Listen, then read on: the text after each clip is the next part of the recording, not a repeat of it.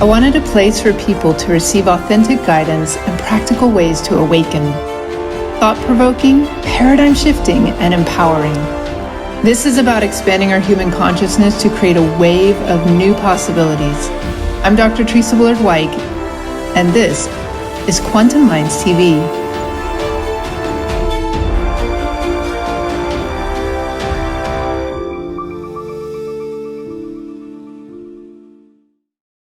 Welcome back to Quantum Minds TV, where we take a deep dive into various perspectives on what it's going to take to create a shift in human consciousness.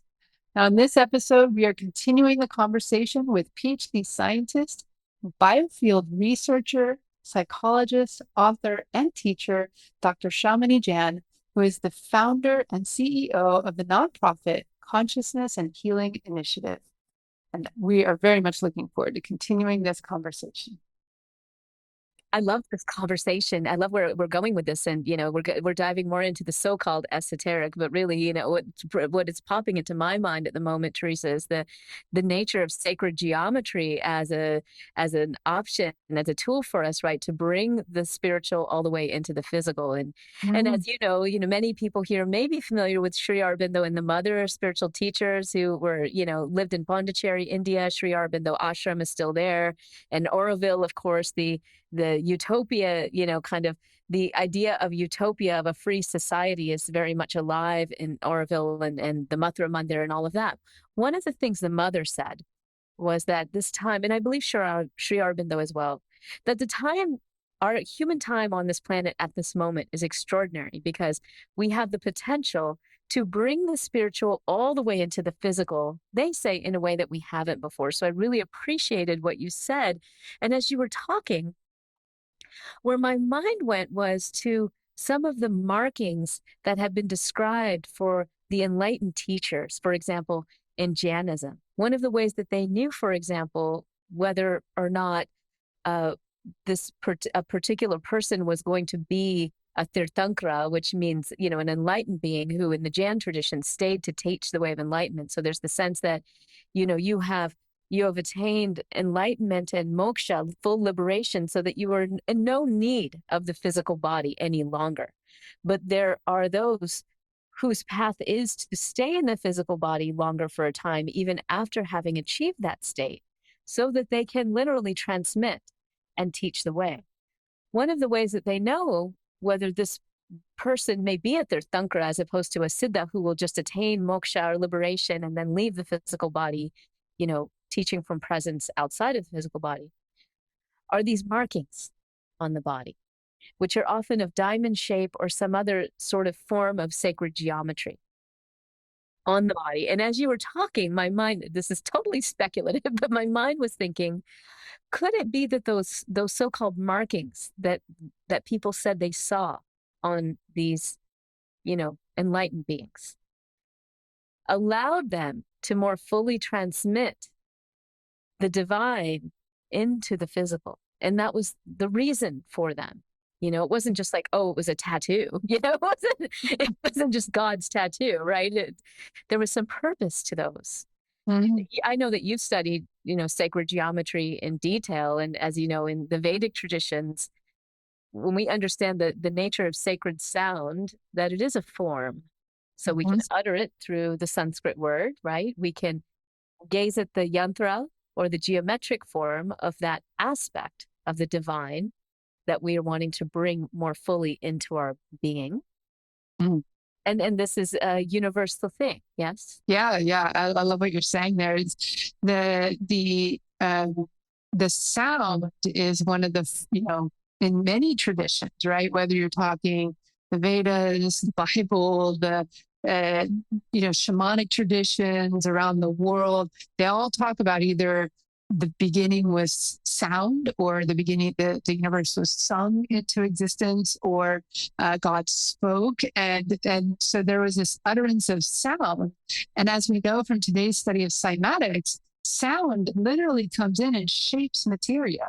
It shapes various vibrational planes. It forms them, which then, as you're sharing, also forms the yantras and the sacred geometries. And some of the ancient Pythagoreans said that the geometry is frozen music. that it is, the visual encapsulation of what was a sound of creation. And so from my studies of sacred geometry, it's very much that each sacred geometry, not just any geometry or any shape, but a sacred geometry, it's like a language.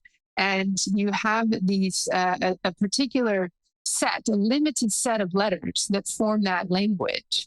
Just like in any language, whether today's, English or, Latin alphabets, or you have your, Sanskrit, ancient Hebrew, and so forth, there's a limited set of letters.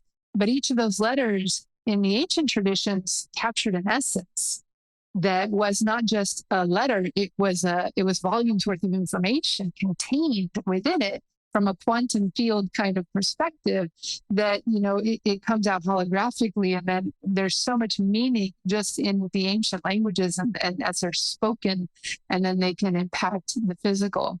But as we study these sacred letters and these sacred geometries, they become like portals for awakening and connecting to that divine creative energy within us to help awaken, right? To awaken. Even if you don't know the meaning of it, just meditating upon it will help awaken that within us. And I like what you said about, that we're coming into a new time on the planet. And I would even go so far as to say that the time that we're coming into on this planet today is not just about that we can more fully embody spirit into the physical than we ever have before, which is what you shared. And I completely agree with that. But we're also coming to a time in the planet where we have more opportunity than ever to awaken the enlightened self within us, right? And that's what happens as we embody more of the spirit. Our consciousness expands and awakens to more of the totality of who we are. And then this time on the planet, more than any time before, we're becoming more aware of our connectivity. We're becoming more able to access those higher dimensional aspects of the self. And as a collective, not just as a few unique individuals. And we're entering a time where we're meant to all be awakening. We're all meant to become our own guru, our own spiritual adept or master. And yet there are certain keys and certain concepts or teachings that we need to work our way through, and maybe even initiations to work our way through to help us awaken to that.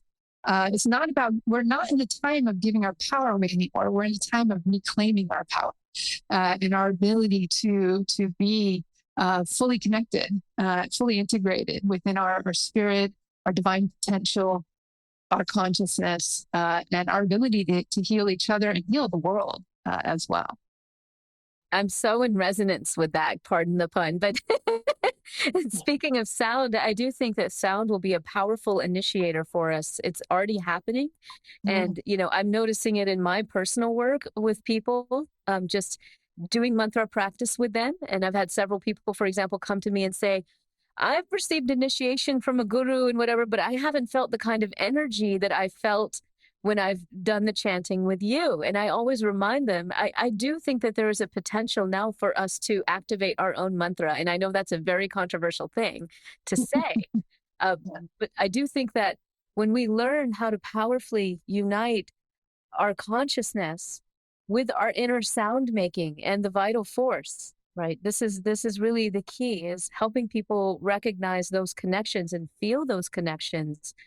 It's very powerful. I mean, as you know, it's incredible. So there are things that people can do to work with the voice simply to discharge emotions, but beyond that, to connect with these divine forces of energy, which are not really separate from us. It's literally a reconnection that can happen. And through many different traditions, it's available to all of us. That's really the key. And I agree that I think we're coming to a time where we can be our own gurus, and it's important. I have a friend that says, Shamini, do you know what guru stands for? And I said, what does it stand for? And he says, G, you are you.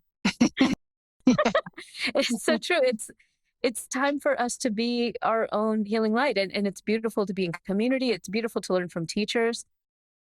I wouldn't say there is no place for the tradition of learning from teachers who are adept, but we also know that in today's world, where there's still quite a bit of darkness to wade through, no one is perfect.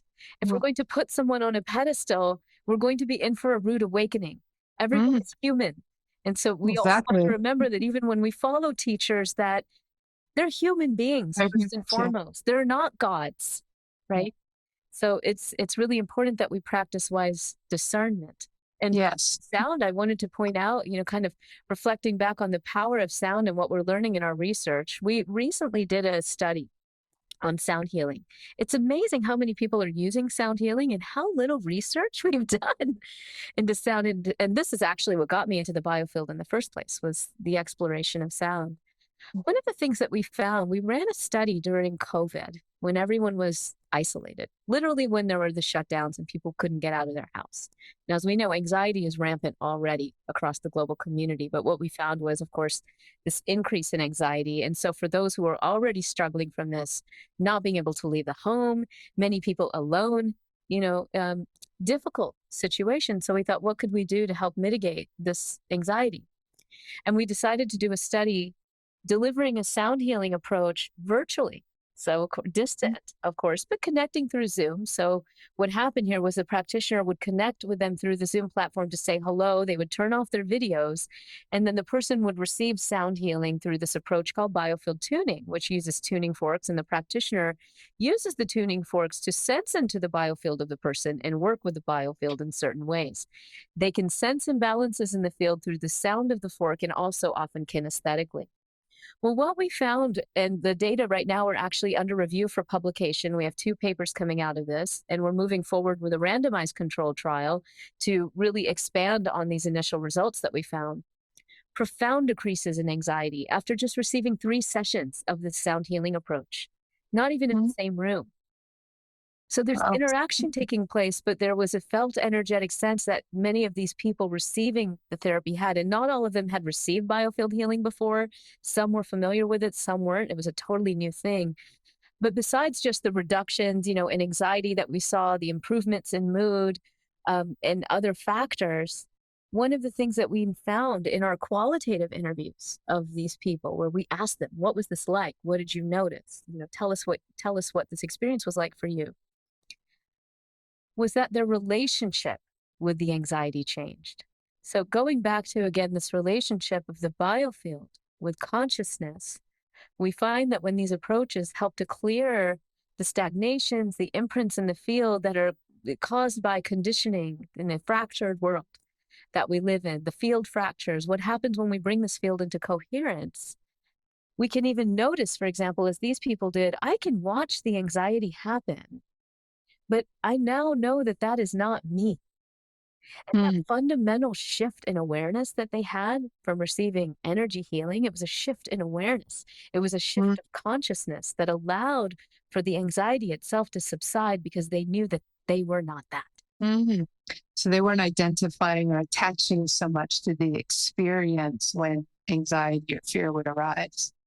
Exactly. Wow. But they weren't taught traditional mindfulness techniques, right? But they kind of came into a state of mindfulness because their Mm. fields were more clear. And sound, I think, has a very powerful way of doing this. So I think we're going to see more and more of these sound approaches, not just with devices, which, we're seeing some of that, but also with people and even our inner sound making as a Yeah. powerful way to clear the field and come into broader consciousness. Oh, there's so many great morsels of directions we can go with that. I mean, sound healing, of course, has been something that's been on the planet since ancient times. I mean, it's one of the original healing forms. You have the didgeridoo, you have the shaman and their drum, you have, the various flute instruments. So I think that when people experience firsthand a sound healing event and they experience how they went in and when they leave, there is, if the musician's any good or if the frequencies and the tuning that are coming through are well tuned, you're going to leave feeling more harmonious, more coherent, as you said. And so there's the experiential side of it, but that's especially when you immerse yourself in it, because sound typically carries through the medium of the air or the water, through physical proximity.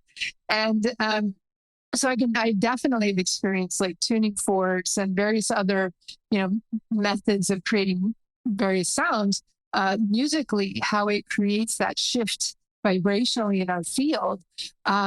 but when you do it then at a distance, okay, so I'm curious about how this was being done over Zoom. And of course, there's the speakers of Zoom, but that's not going to be the same quality necessarily as the instrument directly. But there's still some sound that gets transmitted. But then there's the intention of the sender who's, trying to tune in to someone scanning someone's, biofield from a distance, and then strike the right resonance with their tuning forks, for example, and then send that, and transmit that through Zoom. So there's clearly more than just the sound vibration coming through in these cases. There has to be that morphogenetic or, distance kind of intention that's being set that brings in consciousness into the healing process. And that's where it really starts to go beyond what classical scientists are ready to grok, right? It's so true. And it makes me think of the 4 levels of sound that have been described in the Vedic culture, for example. So as you know, in many traditions, sound is consciousness. They're sort of described as the same thing. You alluded to that earlier, in our conversation. And there are these 4 levels of sound. So the audible or Vaikari sound, which is what we're talking about. Well, if you're just looking at it from that level, the physical audio, how could that potentially work? And it should be better in the room because the audio is better, the sound is better, even if physically the waves are creating interference patterns with the field or something. If we just explained it that way, then this approach wouldn't be very effective, right? But it was. And, there are a number of explanatory variables for what we've done so far, no doubt. But if we just go with this idea of these other levels of sound that have been described by these cultures. So again, in the Vedic tradition, we talk about Vaikari as the audible sound that we hear through our ears, kind of vibrating the cilia in our ears and coming to the brain. That's the physical aspect. Then there's Madhyama, which is the more gross, subtle aspect. And that's sort of the energy that we can feel sometimes from a sound, right? The Madhyama is that sort of more subtle sound level. And then there's Pashanti, which is actually sound as light, the experience of light. And it's interesting because many practitioners will talk about running sound or running light in their energy work. And then there's Para, which is the all. It's literally unbounded consciousness, described as Para. And it's said in these Vedic traditions that a large receiver to the experience of these levels of sound is the heart, which I find very interesting. In many traditions, we talk about the spiritual heart. So we're not just talking about the heart chakra, but something even beyond that, the seat of the soul, all of that. So could it be that these ancient sound practices like the Tibetan bowls and, now the crystal bowls, this is much more going on than the audible sound. And in the case of the Biofield tuning work, these practitioners are tuning into these more subtle levels. The fork and the audible sound is they're feeling as well as hearing. They're sensing. And so the fork in this case, as I understand it from talking with them and exploring the experience, is the fork is more for the practitioner in this case as a sensing tool. But what they're really doing is they're tuning into the field of the person, and they're working with a distant healing process to move the energy. Totally subtle and unbounded by space, it would seem. And so then, of course, many questions arise. How does that work? How do we explain that, scientifically, really? Yeah. I think we'll come back around to that exact question because I think we got to build our way up to it. But I definitely want to come back to how do these distance healings work, for example, because it's not bound by time or space. And that's where we start tapping into more of the quantum physics possibilities that are being introduced today. But first, I want to come back. You mentioned about we can all become our own sound healers, and just by learning how to work with the voice and mantras or chants or certain power words, and learning to use the body as an instrument. And we even know today that when you're chanting or singing or, using your own voice, but especially in a way that is longer out breaths, as you might find with singing and chanting, you're also stimulating the vagus nerve, which is stimulating the parasympathetic nervous system, which is feeding energy into all the organs and causing a more expansive and relaxed state to happen. So there is definitely a biological correlation that happens from these ancient practices that we can use today to help us really come into learning how to be our own healer and learning how to really work with these ancient tools and practices, but be, in that driver's seat of our own journey, be empowered to be our own healer. And sometimes I absolutely agree with you that, and of course, I mean, my own path has been one of really dedicating myself to a tradition and having a teacher, because I do find that it helps us stay the course. It helps us kind of, navigate our way through faster. Life is like a maze, and in that maze, there's lots of dead ends, there's lots of pitfalls, there's, things that want to kind of derail you or trap you. And when you have a guide who understands how to navigate their way through the maze, it can help you make your way to the center of your own being much faster. So there is a place for tradition still. And yet we are in that time where the tools are being put in our own hands. And the question is, where is our will to use them? Where is our commitment, our devotion to our own selves, to our own awakening, to really step into using the knowledge, the power, the tools that are available to us today to expand our consciousness? And, I think it ultimately comes down to a sense of being self-responsible versus thinking that the answer is outside of us. Yeah. What have you seen when it comes to the healing journey that people go through and their own sense of readiness to change and receive? Well, it's interesting because, of course, it depends on the population, right? It depends on who you're working with. And, I've done clinical work with, supposed recalcitrant folks at the VA, who are very attached to the label of their diagnosis because they receive sustenance from that diagnosis. So when you're, kind of enslaved to a broken healthcare system, you end up identifying with your brokenness. And that's a huge issue. So, setting that aside for a moment for folks who are in that system, and there are many people that are, okay, we have some major things to deal with in those systems. For people that I notice one-on-one, when I'm chatting with them, what I love to see, and I'm seeing more and more of these days, is sort of like this astonishment. Because it's the experience. I like to say knowledge is power, but practice brings wisdom. And so when we have these opportunities in our workshops and live events to bring people to that feeling state, whoa, I just felt my energy. I did that.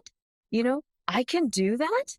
Yes, you can. It's amazing. And so I think for me, there's a joy that I see in seeing people's, and often the work that I do very much liberates the inner child. It liberates other archetypes that have often been shut down in sort of our, adulting process or whatever. So when that energy is opened up in people and they feel the healing capacities of freeing their energy in this way, it's amazing to see, the joy in that empowerment. And for me, I think that's key as a teacher. It's one of the pathways to empowerment and self-responsibility. Isn't like, oh, okay, I got to do this for myself. I got to go meditate. Who wants to do that? That's not fun. But, if you actually allow people to experience the joy and the beauty and the fun of the practice, right? Not that practice is always fun. We know that. Sometimes it's not. Things come up and, it's part of the process. The joy of knowing that we are our own healer. It's fun to experience it, right? The joy comes from the experience, the felt experience. And what I find is that if you don't ever try, you'll never experience it. It's like we have to start working with the tools and the practices and give them a real good effort and a real commitment for a period of time to get to that place where we can really start to experience and sink into it. And then, find a way to make it fun, find a way to, I think in many ways, it's just an attitude, to look at with towards it with excitement and the sense of opportunity, like, oh, I get to connect with, altered states of consciousness or more with my spirit or, healing or whatever it is, versus like, oh God, I got to meditate. If we drag our feet about it, then there's a fundamental attitude that needs to shift. And, one of the things that we teach in the Western mystery tradition that I think really kind of, you've mentioned it even in your book as well, that ultimately all healing is self-healing. And yes, we can have practitioners who we go to for healing, for example, but all those practitioners, if they're really worth their salt, if they're a good practitioner, they're always going to say, I'm a conduit, I'm a facilitator, I'm just a vessel for the healing to flow through, but you ultimately are the one healing yourself, or you're the one who has to receive. So I think that people really need to be ready to shift. And you mentioned identification, people identifying with their condition. This isn't just for people who are reliant upon a broken medical system, for example. It's replete throughout our world. We have so many people in the world who are identifying more and more, especially in the younger generations, are identifying with whatever, label they've been put, that's at a psychological level, whether it's, oh, I'm ADD, oh, I'm bipolar, oh, I've got anxiety disorder. And it's more and more like they're wearing that label on their sleeve. And then there's more attachment to the condition, because whether they get attention or they get, some kind of resources, they get something for that, right? If we're a victim and people feel sorry for us, or they, they're trying to help us in some way, we're getting something out of that. So we have to move to this place of letting go of those attachments and identification, and really realize that, okay, who I am is way beyond all of this. It's, it's vast. It has infinite potential as a spirit. And we just need to stop identifying so much with the body and the personality and the ego and the mundane physical reality around us. I mean, that's one of the key shifts for people. And we need to release the shame. Name that. This is huge for so many people. I just read that the World Health Organization is putting together a Lancet commission to address mental health stigma. Every 40 seconds, someone in the world is committing suicide. Okay. So this is serious. And part of the issue is there has been so much shame around mental health, on physical conditions as well, but mental health in particular. And for God's sakes, we call it mental health.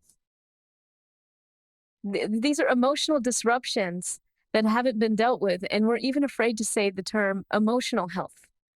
So that tells us something right there, right? It tells us something right there. And I'll just tell you a quick story. One of the studies that we did was examining the effects of a Biofield healing intervention called Healing Touch, along with guided imagery, which was facilitated by a recording with Bella Ruth Naprasak. If anybody knows who she is, she's a queen of guided imagery. She's been doing incredible work in guided imagery for decades, really healing many people with the work that she does.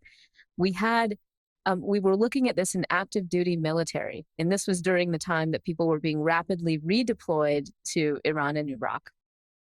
So these folks were coming into Camp Pendleton, California, having gone out and fought, combat, active duty combat folks, coming back to base for a few weeks and then being rapidly redeployed. Obviously, when they came back, they had PTSD, and the VA is doing what the VA does, which was typically searching for solutions, but also wanting to make sure they got care. So, assigning them to a psychologist, psychiatrist, meds, all of that.